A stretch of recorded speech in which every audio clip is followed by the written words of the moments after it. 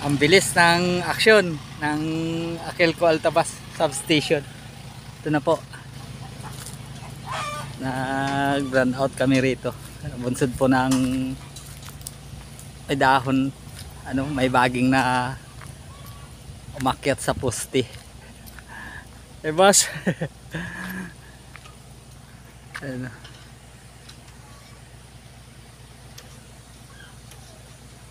Salamat. Substation Altabas Aquelco.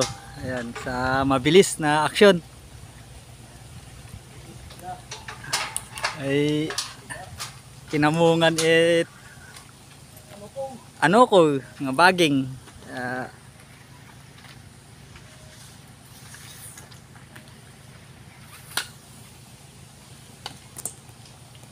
ayan.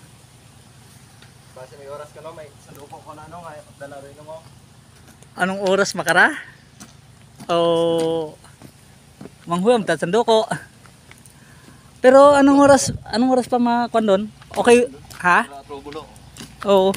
Okay yun imaw nga Yun no? kuan si Dagom. Basi may power? Awa pa? Agi basi Yun. okay. Oh, sige, akon galing pagapitan ni Trapono. Oh, sige boss.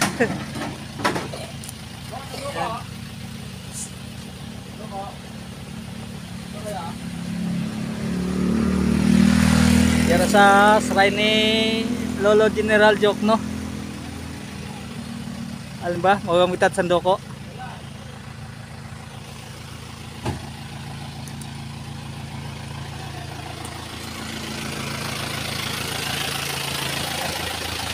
Ang huwam tayo na sandoko yaw. Okay, Auntie Jenny, basi may iya. Oo.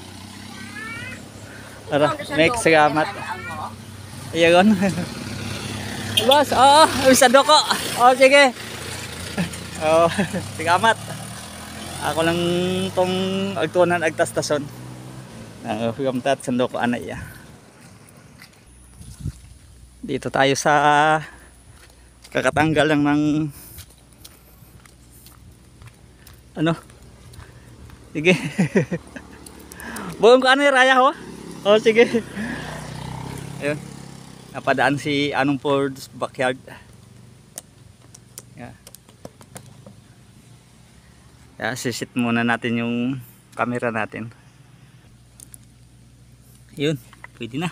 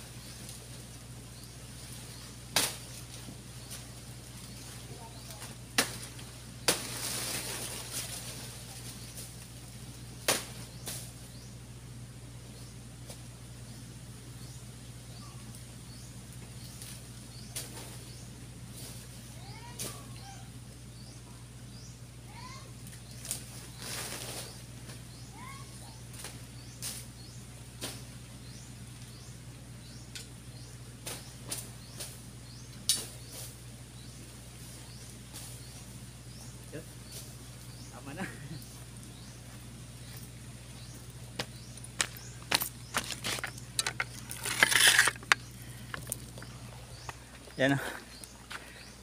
Tinanggal lang natin yung sa baba. Para hindi na makaakyat yung bagging dun sa wiring. Sige po mga anang, mga anong, maraming salamat sa inyong panonood. Ito, nagkawang gawa muli si Anong G para po yung kuryente na pinakailangan natin maayos agad. Salamat sa Akilco Substation Altabas. Sige, babalik ko na yung ano natin, itak na hinirap. Yan, okay na lang daw na rin daw yan, basta maputo lang sa baba para hindi na didiretso ang bagging. Sa susunod naman po, Anong J, kawang gawa.